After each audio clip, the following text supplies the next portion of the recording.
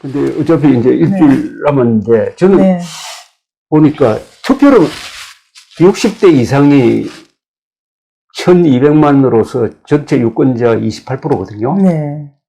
60대 이상이 투표장에 많이 가도록 하는 게 제일 중요하다고 봅니다. 지금 남은 기간 동안. 그러니까요. 어쨌든 빨리 호소를 하셔가지고 투표장에 많이 갑시다 해야 되는 거 아닙니까? 그럼요. 그리고 이제 저는 이제 걱정이 뭐냐면 이건 이제 기술적인 문제입니다만은 60대 이상께서 이제 저희 지지층이 다른 어느 연령대보다 많으신데 현장에 투표하러 나오실 수 있을까 걱정이에요. 왜냐하면 이제 우한 폐렴 때문에 코로나 바이러스 때문에 이제 걱정이 되셔서 주로 집안에서 생활하시는 데다가 투표장에 나오시더라도 뭐 마스크가 없이는 또 투표를 할 수 없게 돼 있다는데 마스크도 없으실 것 같고 주로 이제 집에만 계신 경우에는 마스크도 살 기회가 없으셨잖아요. 그래서 그것도 걱정이 되고요. 지금 뭐 걱정되는 게 한두 가지가 아닙니다. 그러니까 저는 뭐 어느 정당을 지지할 수 없는 언론인 입장에서는 일단 투표장에 가자 하는 이야기를 하려고 합니다. 그러니까 투표 안 하면은 문재인 욕할 자격도 없다. 그렇죠. 좀 심하게 말하면 죽더라도 투표하고 죽자. 아니, 그래서 일단, 투표가 주권 행사의 알파의 오메가 아닙니까? 그러니까 꼭 국민 여러분께서는 마스크가 필요하다는 거, 투표장에 가려면은 마스크가 있어야만 투표할 수 있다라는 거. 모르는 사람이 들 있겠는데. 그럼요. 많으시죠. 마스크 없이도 하실 수 있는 줄 알고 있으신데 그게 아니거든요. 입장할 때 마스크가 없으면은 투표장에 입장을 못 한답니다. 그러니까 마스크를 어떻게 구하셔가지고 그날 꼭 투표에 참여해 주셔야 그야말로 이제 우리 대한민국의 선거법 위반인가요? 마스크를 어느 정당에서 많이 가지고 가서 없는 분들한테 나눠주면은 이게 선거법 위반이 되는가? 그거야 뭐 선거 운동이 되는가? 아이 그렇게까지가 되겠어요? 그렇게라도 해야 되는 거 아닙니까? 글쎄요, 근데 요새 또 마스크를 국가에서 배급하다시피 하니까 구할 수가 없다. 마스크를 구하기가 어렵지 않을까요? 그러면은 어떻게 해야 될지. 앞으로 일주일 동안 우리 정영희 교수님은 뭘 하십니까? 저야 뭐 이제 한 군데라도 어디 유튜브 방송이라도 나가서 우리 시청자분들께 이렇게 이제 말씀을 드리고 상황이 이러하니 우리 아이들의 미래를 바꾸려면 교육을 바꿔야 우리 아이들의 미래가 바뀐다. 이렇게 말씀드리고 이제 우리 자유민주주의, 자유시장 경제, 대한민국, 우리 70년 넘게 쌓아올린 공든탑이 무너져 내리지 않으려면은 꼭 이번에 투표해 주십사. 이렇게 이제 말씀드리려고 하는 거죠. 뭐, 제가 할 역할이 이거밖에 더 있겠습니까? 유튜브가 없었으면은 어찌 했을까 하는 생각도 들었죠. 글쎄 말이에요. 이게 이제 이렇게 언론 지형이 완전히 기울어지다 보니까 우리가 유튜브가 없었으면은 그나마 어떻게 어려운 시절을 견뎠을까 싶기도 하네요. 근데 이 한국 교과서 연구를 너무 많이 하시다가 미국사를 좀 놓치는 게 우리로서는 좀 손실인 것 같은데. 아니죠. 저는 한국에서 미국사를 전공하신 분들이 많지는 않죠. 많지는 않지만 그래도 있습니다. 많이 있으세요. 그리고 미국사 학회도 따로 있고요. 그래서 저는 제가 지금 제 생각이 짧았던 게 어렸을 때는 그렇게 미국사를 이제 관심이 있어서 서양사를 주로 공부를 했는데 제가 교과서를 분석하면서 느낀 게 이게 조금 더 일찍 국사 쪽으로 돌아올 걸. 왜냐하면은 이제 보니까 다들 이제 한국사 하시는 분들이 뭐 고려시대, 조선시대를 주로 하시지 이 현대사를 연구하시는 분들이 별로 없으셔요. 근데 이제 현대사를 연구하려면은 이제 영어를 필수적으로 잘 해야 되는데 저는 이제 원래 서양사를 했기 때문에 이제 영어 면에서 이제 좀 다 독해가 가능하니까 진작 한국 현대사를 할 걸 잘못했다라는 생각이 이제 뒤늦게 들었죠. 뭐 많이 늦었습니다. 이승만 대통령에 대한 증언 중에 하나가 무초대사, 무초대사의 오랄 히스토리에 이런 내용이 있더라고요. 이승만을 평하면서 이승만 대통령은 여러 단점 몇 가지 이야기하고 국제 정세를 가장 높은 수준에서 이해한 사람입니다. 아주 극찬이죠, 이게. 그렇죠. 국제정책 박사시잖아요. 이렇게 이야기를 하고 미국 사람들이 오면은 미국 건국 과정에 대해서 이야기를 하는데 미국 사람들이 혼이 빠진 듯이 듣는다 이랬어요. 그러니까 이승만 대통령이 미국 건국 과정에 대해서 그렇게 깊게 아십니다. 네네, 그런 것인 거죠. 네. 네네. 그래서 자신을, 제퍼슨 데모크라트라고 했대요. 네네. 실제로 그런 말이 있었어요. 예, 제퍼슨 데모크라트. 그러니까 네네. 제퍼슨 민주주의자는 네. 국민을 교육해야 된다. 이걸 네네. 가장 강조하는 사람들 아닙니까? 그렇죠. 그래서 이승만 대통령이 실제로 국민교육을, 네. 국민학교 만드시고 보통 교육에 우리나라 당시 그 예산의 뭐 20% 그렇죠. 가까이인가를 썼어요. 어마어마한 돈을 그 당시로서 쓴 겁니다. 그러니까 우리나라 역대 교육 제도를 완전히 확립을 하셨잖아요. 역대 대통령 중에서 교사적 품성을 가진 분이 두 분이에요. 네. 이승만과 박정희입니다. 박정희 대통령은 실제로 교사셨잖아요. 그러니까 네. 이게 대통령이 교사여야 하는 거 아닙니까? 아무리 네. 대중민주 정치라도 네. 사실은 대통령을 보고 배우잖아요. 무조건 나쁜 것도 따라가려고 하잖아요. 롤 모델이 사실은 돼야 그렇죠. 되는 거죠. 대통령 욕을 하면 존경할 만한. 국민들도 나도 욕해도 된다 이런 생각하거든요. 네. 예. 그런 면에서 이승만 대통령은 인품도 뛰어나시고, 이게 해안을 가지고 있으셨잖아요. 그 한미 상호방위 조약 체결하시고 나서 그 직후에 하신 말씀 보면 53년 이제 7월에 가조인 하고 나서 8월에 그 한미 상호방위 조약에 대해서 하신 말씀을 보면 우리 후손들이 누대에 걸쳐 이 한미 상호 방위 조약의 혜택을 누릴 것이다. 라고 하셨는데, 그게 지금까지 그렇죠. 이렇게 70년 가까이 진행이 되면서 우리가 사실 한미 상호 방위 조약의 그렇죠. 혜택을 얼마나 보고 있습니까? 우리가 지금 미국의 동맹국이기 때문에 누리는 혜택이 굉장히 많습니다. 최근에 있었던 네. 스와핑도 마찬가지 아닙니까? 네, 그럼요. 600달러 스와핑. 네, 네. 네. 저쪽에서 이제 먼저 이렇게 다 주는 거죠. 동맹이 와해되지 않도록 하기 위해서. 저는 이 교과서 문제나 이런 게 왜 여기까지 왔느냐 하면은 우리가 세 개 정도를 잘못한 것 같아요. 교육적 네. 측면에서. 첫째, 네. 공산주의가 절대 악이라는 걸 안 가르쳤습니다. 글쎄 말이에요. 공산주의가 네. 상대 악으로만 가르쳤어요. 네. 두 번째는 자주국방 의지를 잃어버리고 말았습니다. 네. 그러니까 미국이 알아서 해주겠지. 이렇게 됨으로써 반역자를 경계하는 마음이 약해졌습니다. 세 번째가 한글 전용입니다. 한글 전용으로 가면서 한국어가 망가져가지고 네. 독해력이 낮아지니까 분별력이 약해졌습니다. 네. 하나 더 붙이면 명문고등학교 없앤 겁니다. 네. 이게 교양의 붕괴로 가버렸고, 교양이 붕괴되면 좌파 선동에 넘어가죠. 지금은 뭐 명문고등학교만 없앤 게 뭐예요? 특목고, 과학고, 외고 지금 다 없애려고 하지 않습니까? 그래서 이게 교육이 이게 보통 교육도 있어야 되지만 수월성 교육이 있어서 예. 아무리 무슨 소련 같은 나라도 수월성 교육은 있었거든요. 그러니까 학생의 저기에 맞게 자질과 그 특성에 맞게 특성화고가 있어야 되는데 이거는 막 교육을 천편일률로 만들어가지고 없애버린다고 하니까 이것도 참 문제입니다. 그리고 스티브 잡스라는 천재 한 사람이 이걸 스마트폰을 만들어가지고 네. 몇 천만 명을 행복하게 만든 거 아닙니까? 직장도 생기고. 그렇죠. 그러면 천재 교육을 왜 안 하느냐 이거죠.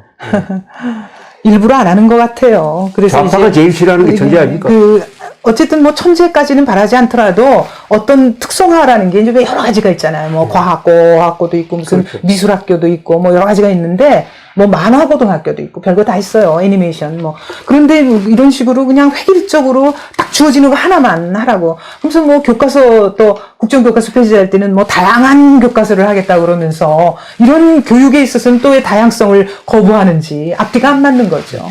그리고 이번에도 이제 뭐 다양하게 만든다 그러면서 국정교과서 폐지하고 8종 교과서가 나왔는데 하나도 다양하지 않아요. 완전 획일적이죠. 다 똑같이 획일적으로 촛불 집회만 써놓고 태극기 집회 없지요. 그다음에 뭐 촛불 집회 찬양하죠. 완전히 다 똑같은 교과서지 하나도 차별화돼 있지 않습니다. 그럼 그러려면 뭐하러 8개나 만들어가지고. 그 획일성의 원인은 뭡니까? 왜 획일적입니까? 서로 의논해서 그래 된 것도 아닌데. 교육과정을 그렇게 이제 교육 과정 자체를 그런 식으로 만들었어요. 그러니까 뭐 북한의 그 도발 같은 거는 쓰지 않도록 하고 우리 합법적인 대한민국이 한반도의 유일한 합법정부라는 48년 12월 12일에 유엔 결의안 이런 것도 쓰지 않도록 하고 뭐 이런 식으로 4.3도 통일을 위한 노력에다 집어넣어놨어요. 교육과정에. 그러니까 이미 그렇게 다 돼 있었어요. 근데 이 교과서가 철저하게 이념 교과서고 그 이념은 반대한민국적 민중사관이죠. 그럼요. 그러니까 계급투쟁사관을 민중사관으로 이름만 프롤레타리아 혁명을 민중혁명이라고 하고, 네네, 민중사관이에요. 그래서 이제 그 지금 집권 세력이라는 게 86세대라고 그러잖아요. 우리가 60년대 태어나서 80년대 대학 다닌 사람들이 지금 이 정권의 그 담당층인데, 주 담당층인데, 그 사람들이 이제 학생운동 하던 당시에 그 운동권 규제라는 거, 그 포맷으로 만든 거예요. 그래서. 이 교과서가 운동권 교재입니다, 그냥. 그러니까 이제 그 애들을 길바닥으로 끌어내는 겁니다. 그러니까 우리가 이제 흔히 그 세간에서 그런 말 하잖아요. 뭐, 네 자식은 촛불전사, 내 자식은 뭐 외국 유학? 뭐 이런 식으로 너희들은 그냥 개천에서 가재, 붕어, 개구리로 살아라. 내 자식은 나 해외에 유학 보내놓고 네 자식은 길거리에 촛불 들고 나와라예요. 그러니까 완전히 길거리로 끌어내려는 거죠. 그러니까. 항쟁, 투쟁 이것만. 그게 교과서의 4분의 3이 항쟁의 역사로 되어 있어요. 그래서 4분의 1, 조선시대 1863년까지를 4분의 1에다가 밀어놓고요. 완전히 그 한국사 교과서 편제가 바뀐 거 보셨죠? 4분의 1에다 밀어넣었어요. 그리고 나서는 나머지 4분의 3이 무슨 뭐라더라? 한 그런 식으로 해갖고, 이렇게 150년을, 그러니까는 한 2, 3천 년을 4분의 1에다 밀어놓고, 나머지 이제 개항서부터 해가지고, 일제시기, 그 다음에 이제 해방 이후에 갖고 세 개로 나눠가지고, 무엇을 위한 노력, 전부 교과서가 무슨 노력하고, 실제로 일어난 일이 아니에요. 노력을 했다라는 거로, 다 노력, 이런 식으로 써놨어요. 그러니까 이게, 반대한민국, 항쟁, 투쟁, 반대한민국, 반일, 반미, 친북, 친중으로 가는 사람들의 공통점 하나가 그렇게 해놓고 자기 자녀들은 주로 미국에 보낸다. 외국 유학. 네. 미국에 많이 보내죠. 네네. 특히 미국에 많은데 세상에 이런 위선이 있을 수가 있느냐. 위선의 극치인데. 자, 이게 이런 위선이 어디까지 갈 수 있느냐. 과연 이런 위선적인 이념으로 한국의 현실을 끌고 갈 때 과연 어디까지 갈 것인가? 이 자체 모순이 어떻게 파탄이 날까? 이것도 참 궁금해요. 그거는 이제 삼자로서 남의 일을 볼 때 얘기고요. 지금 우리가 이 안에 살고 있는 데서는 그렇게 하면 안 되고, 이번 4월 1호 총선에서 다음 주 수요일, 아니면 이제 이번에 하실 분들은 주말에 사전선거를 하셔가지고 그 고리를 끊어내야죠. 그리고 이거를 그럴 상황까지 우리가 방관자라면 그렇게 하겠는데, 우리가 이 안에 살고 있는 대한민국의 국민으로서는 이제 그런 식으로 방관하면 안 되죠. 그러니까 제가 오죽하면은 평생 공부밖에 안 한 저 같은 사람이 지금 국회로 들어가야겠다고 결심을 했겠습니까? 그러니까 국회의원 되시면은 대한민국 생일을 꼭 찾아주세요. 생일 없는 나라가 이게 이 지구상에서 대한민국 뿐이라는데. 책도 나왔어요. 건국을 기념하지 않는 나라라는 책도 나왔어요. 그건 또 든다는 말이고요. 생일 없다고 하세요. 생일이 없는 나라. 이미 이제 건국을 기념하지 않는 나라라는 책이 나왔습니다. 족보를 바꾼 그것도 종손이 앞장서가지고 족보를 바꿔버렸으니까. 아니, 어떻게 하다가 이렇게 우리나라가 진실과 거짓의 싸움이에요. 거짓이 판치는 나라가 되었는지, 거짓된 세력을, 끊어낼 수 있는 방법은 4월 15일에 나와서 투표해 주시는 방법밖에 없습니다. 시청자 여러분 많이 나와서, 저희 미래 한국당을 좀 지지해 주시기 바랍니다. 그래야 우리 아이들의 미래가 바뀔 수 있습니다. 자, 그럼 총선 끝나고 나서 한 번 더 모시겠습니다. 네네. 예. 네, 감사합니다. 네, 감사합니다.